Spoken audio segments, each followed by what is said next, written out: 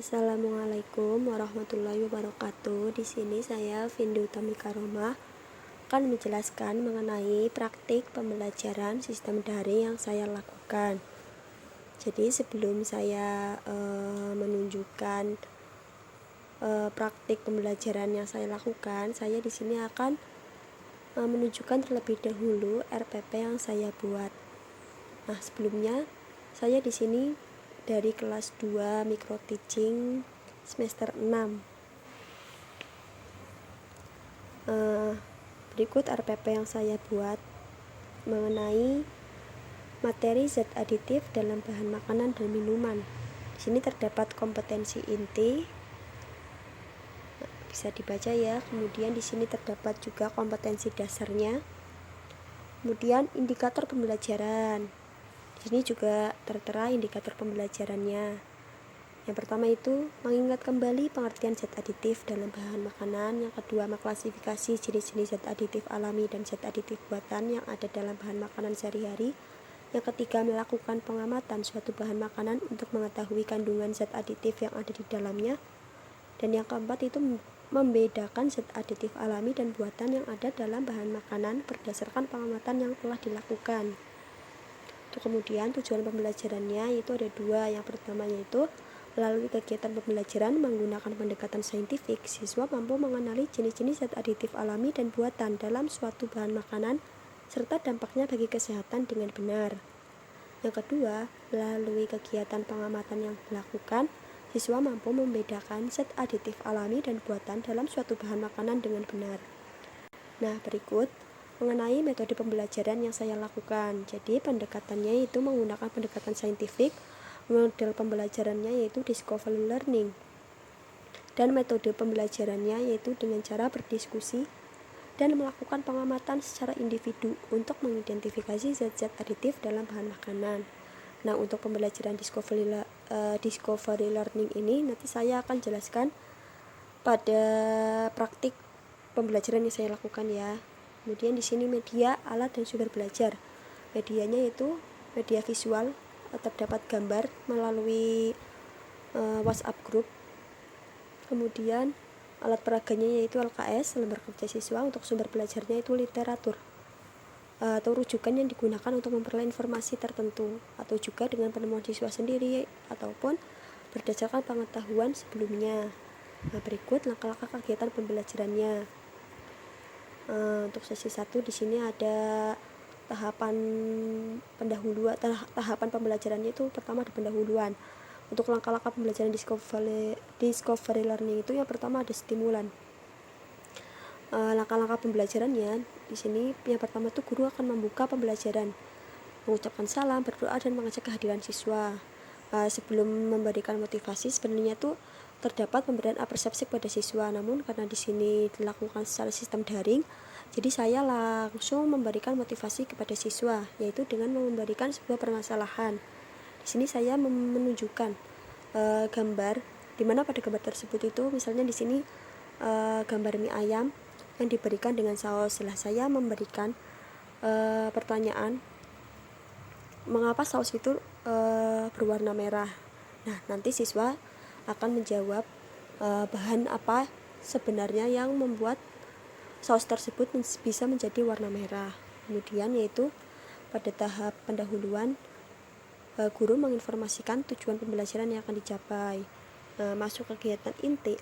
Pada kegiatan inti yaitu terdapat problem statement atau identifikasi masalah. Di sini siswa menerima LKS yang telah diberikan oleh guru. Kemudian siswa mengidentifikasi sebanyak mungkin masalah sesuai dengan permasalahan yang diberikan oleh guru. Kemudian siswa menentukan rumusan hipotesis atau jawaban sementara atas hasil pertanyaan masalah. Kemudian itu data collection. Siswa melakukan pengamatan untuk mengidentifikasi zat aditif dalam mie instan. Siswa mengumpulkan informasi sebanyak-banyaknya untuk membuktikan benar atau tidaknya hipotesis yang telah dirumuskan. Kemudian siswa diberikan kebebasan untuk mengumpulkan informasi yang relevan, misalnya membaca literatur, baik itu dari buku maupun dari internet, atau sesuai dengan pengetahuan yang dimilikinya. Data processing. Pada tahap data processing atau pengolahan data, di sini siswa mengolah informasi yang telah diperoleh untuk menemukan sesuatu yang berhubungan dengan permasalahan yang sedang diamati. Untuk tahap verification atau pembuktian, siswa diberikan kesempatan untuk menemukan suatu konsep maupun teori melalui contoh-contoh yang dijumpainya dalam kehidupan. Pada tahap terakhir yaitu tahap generalization atau penarikan kesimpulan, siswa menarik kesimpulan berdasarkan permasalahan yang sedang diamati atau dihadapi. Nah, masuk pada kegiatan akhir atau penutup. Di sini guru dan siswa menyimpulkan hasil kegiatan pembelajaran. Nah, selain itu juga, nah di sini kurang ya. Jadi pada tahap kegiatan penutup tuh akan lebih baik jika guru memberikan evaluasi kepada siswa. Jadi pada tahap penutup ini ditambah dengan pemberian evaluasi guna untuk mengetahui sejauh mana pemahaman siswa terhadap materi yang telah diajarkan. Kemudian guru menutup kegiatan pembelajaran. Untuk teknik penilaian dan instrumen penilaian terlampir seperti di bawah. Nah, di sini sebelumnya saya akan menunjukkan evaluasi yang saya buat untuk mengetahui sejauh mana pemahaman siswa terhadap materi zat aditif. Ya, untuk kemudian di sini terdapat LKS yang saya berikan kepada siswa. Di sini saya membuat permasalahan yang telah direkayasa, kemudian nanti siswa merumuskan masalah untuk bisa merumuskan hipotesis. Juga di sini terdapat cara kerja. Kegiatan yang dilakukan pengamatan siswa itu cukup mudah karena ini sistem pembelajarannya bersifat daring, jadi sebisa mungkin guru memberikan pembelajaran yang tidak membebankan kepada siswa, namun tujuan pembelajaran yang akan dicapai tetap dapat tercapai. Nah, berikut analisis datanya dan kemudian kesimpulan. Nah, yang selanjutnya yaitu terdapat lembar penilaian pengetahuan. Jadi lembar penilaian pengetahuan ini atau rubrik ini digunakan untuk penilaian saya terhadap evaluasi yang saya berikan kepada siswa. Kemudian di sini juga ada lembar penilaian sikap. Jadi lembar penilaian sikap ini saya gunakan untuk mengetahui bagaimana sikap siswa dalam mengikuti kegiatan pembelajaran sistem daring yang saya lakukan. Ada rasa ingin tahu, tekun dan tanggung jawab dalam proses pembelajaran, dan menghargai pendapat orang lain. Kemudian di sini ada lembar penilaian keterampilan. Jadi di sini saya juga menyiapkan lembar penilaian keterampilan guna untuk menilai hasil pengamatan yang telah dilakukan oleh siswa. Kelemahan sistem pembelajaran daring yang saya lakukan sebenarnya itu dalam sistem pembelajaran ini saya kurang mengetahui bagaimana keterampilan siswa dalam melakukan pengamatan yang mereka lakukan. Nah, jadi itu kelemahannya ya. Berikut RPP yang saya tampilkan. Kemudian saya juga akan menampilkan praktik pembelajaran yang saya lakukan. Nah ya, selanjutnya itu prosedur pembelajaran sistem daring yang saya lakukan. Jadi di sini saya akan mengajarkan mengenai materi zat aditif. Seperti yang telah saya jelaskan, tujuan pembelajarannya terdapat pada RPP ya. Kemudian selanjutnya itu mengenai model pembelajaran yang saya gunakan. Nah ya, model pembelajaran yang saya gunakan yaitu pembelajaran discovery learning. Jadi di sini pendapat dari beberapa ahli mengenai pengertian pembelajaran discovery learning. Yang pertama yaitu menurut Husnan pada tahun 2014 mengatakan bahwa discovery learning adalah suatu model untuk mengembangkan cara belajar aktif dengan menemukan sendiri, menyelidiki sendiri, serta hasil yang diperoleh akan tahan lama dalam ingatan. Melalui belajar penemuan, siswa juga bisa berpikir analisis dan mencoba memecahkan sendiri masalah yang dihadapi. Yang kemudian itu menurut Kurniasi dan kawan-kawan pada tahun 2014 menyebutkan bahwa discovery learning adalah proses pembelajaran yang terjadi bila pelajaran tidak disajikan dengan pelajaran dalam bentuk finalnya, tetapi diharapkan siswa mengorganisasikan sendiri. Discovery adalah menemukan konsep melalui serangkaian data atau informasi yang diperoleh melalui pengamatan atau percobaan. Nah, jadi intinya di sini pembelajaran discovery learning itu menitik beratkan pada peran guru.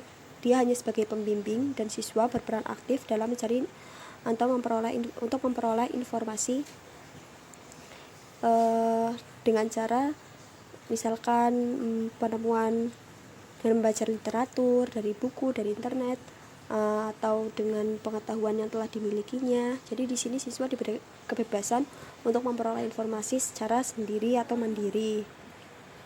Kemudian sintaks pembelajaran discovery learning ya. Jadi di sini tuh terdapat 6 tahap pembelajaran discovery learning. Yang pertama yaitu stimulation atau pemberian rangsangan. Di sini tuh adanya stimulation untuk menimbulkan kebingungan untuk siswa. Namun guru tidak memberikan generalisasi agar timbul keinginan siswa untuk menyelidikinya sendiri. Misalnya ya, dalam stimulation ini dengan memberikan pertanyaan yang telah direkayasa oleh guru. Yang kemudian itu problem statement atau identifikasi masalah. Di sini guru memberi kesempatan kepada siswa untuk mengidentifikasi sebanyak mungkin masalah yang ditimbulkan untuk kemudian dirumuskan dalam bentuk hipotesis. Nah, yang kemudian itu data collection atau pengumpulan data. Nah, pada tahap ini guru memberikan kesempatan kepada siswa untuk mengumpulkan informasi sebanyak-banyaknya guna untuk membuktikan hipotesis yang telah dirumuskan. Nah, untuk memperoleh informasi tersebut, siswa dapat melakukan dengan cara membaca literatur, misalnya buku atau internet, atau juga dapat dilakukan dengan pengamatan sendiri. Untuk langkah yang keempat yaitu data processing atau pengolahan data. Pada tahap ini siswa mengolah informasi yang telah didapatnya. Untuk tahap yang kelima yaitu ada verification atau pembuktian. Pada tahap ini siswa membuktikan benar atau tidaknya hipotesis yang telah dirumuskan dengan informasi yang diperoleh dan dihubungkan dengan hasil pengolahan data yang telah dilakukan. Untuk tahap yang terakhir yaitu generalization atau penarikan kesimpulan. Jadi pada tahap ini siswa menarik kesimpulan berdasarkan pengamatan yang telah dilakukan. Nah, kemudian di sini saya akan menjelaskan implementasi pembelajaran sistem daring menggunakan model pembelajaran discovery learning pada materi zat aditif pada makanan. Nah ya, yang pertama itu ada kegiatan pendahuluan. Jadi pada kegiatan pendahuluan ini, jadi saya seperti yang saya jelaskan di RPP. Jadi di sini pembelajarannya saya lakukan melalui WhatsApp group. Pada kegiatan pendahuluan, pertama di sini guru mengucapkan salam dan mengecek kehadiran siswa. Kemudian kegiatan siswanya yaitu siswa melakukan presensi kehadiran dengan menuliskan nama lengkapnya. Selanjutnya, guru memberikan motivasi kepada siswa, yaitu dalam bentuk pemberian rangsangan, atau ini juga masuk dalam tahap pembelajaran discovery learning yaitu stimulation, yaitu dengan memberi pertanyaan yang membingungkan untuk siswa sehingga siswa memiliki keinginan untuk mengetahui jawaban yang sebenarnya. Nah, di sini kegiatan siswanya itu siswa menjawab sesuai dengan pemahaman dan pengetahuan yang telah dimilikinya. Nah, selanjutnya yaitu masuk ke kegiatan inti. Nah, di sini guru menyampaikan tujuan pembelajaran yang akan dicapai. Ya, sebenarnya tuh tujuan pembelajaran itu masuk ke dalam kegiatan pendahuluan ya. Nah, jadi di sini tuh kegiatan pembelajarannya disampaikan oleh guru sehingga siswa dapat mengetahui tujuan pembelajaran yang akan mereka capai. Kemudian di sini juga guru memberikan LKS yaitu dalam bentuk problem statement. atau nantinya siswa akan mengidentifikasi masalah. Kemudian siswa akan mengumpulkan data dan akan melakukan pengolahan data. Nah, di sini terdapat aturan bagi siswa untuk melakukan kegiatan pengamatan. Nah, di sini seperti yang telah saya tampilkan LKS yang saya buat untuk siswa. Di sini saya memberikan 20 menit untuk siswa mengerjakan LKS tersebut. Kemudian setelah waktu 20 menit itu, di sini guru memberikan kesempatan kepada siswa untuk memaparkan hasil pengerjaannya. Nah, berikut hasil pemaparan siswa. Setelah melakukan pengolahan data, kemudian siswa penarikan kesimpulan yang telah terhadap pengamatan yang telah dilakukan. Nah, kemudian guru juga memberikan kesempatan kepada siswa lain, yaitu dengan memberikan timbal balik apakah ada yang berbeda atau ingin menambahkan. Nah, kemudian jika terdapat siswa yang jawabannya berbeda atau ia ingin menambahkan jawaban dari temannya, di sini siswa diberikan kesempatan untuk melengkapi jawaban dari temannya. Nah, berikut mengenai pemaparan hasil pengamatan siswa. Untuk langkah selanjutnya yaitu terdapat langkah verification atau pembuktian. Jadi di sini tuh perolehan informasi berdasarkan contoh-contoh dalam kehidupan sehari-hari. Ini dilakukan dalam kegiatan diskusi. Nah, di sini ada beberapa pertanyaan dari siswa, di mana sebelumnya tuh guru memberikan rangsangan agar siswa ingin bertanya. Jadi di sini saya memberikan rangsangan.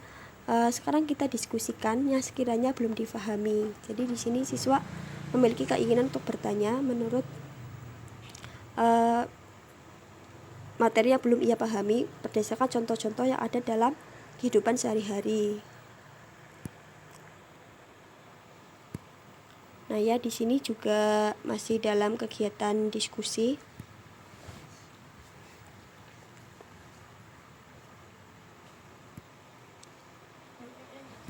Nah, ya, kemudian juga ini masih dalam kegiatan diskusi juga.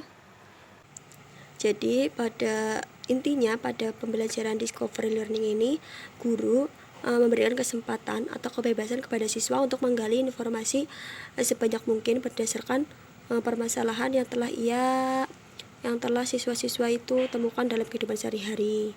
Untuk kemudian yaitu kegiatan penutup. Nah, kemudian pada tahap penutup yaitu di sini guru memberikan kesempatan kepada siswa untuk menyimpulkan materi yang telah dipelajari. Kemudian selain itu juga guru mengonfirmasi apakah tujuan pembelajaran yang akan dicapai sudah tercapai atau belum dengan memberikan penambahan materi dan penguatan materi. Nah, di sini siswa memberikan kesimpulan yaitu mengenai pengertian zat aditif dan jenis-jenis zat aditif serta fungsinya penambahan zat aditif pada bahan makanan. Untuk selanjutnya yaitu pada kegiatan penutup. Di sini siswa memberikan konfirmasi mengenai pemberian stimulation atau pemberian rangsangan pada kegiatan pendahuluan, yaitu mengenai pewarnaan merah pada saus yang biasa ditambahkan pada mie ayam atau bakso. Nah, kemudian di sini juga pada tahap atau pada kegiatan penutup, di sini guru memberikan evaluasi guna untuk mengetahui sejauh mana penguasaan materi siswa pada pembelajaran yang dilakukan.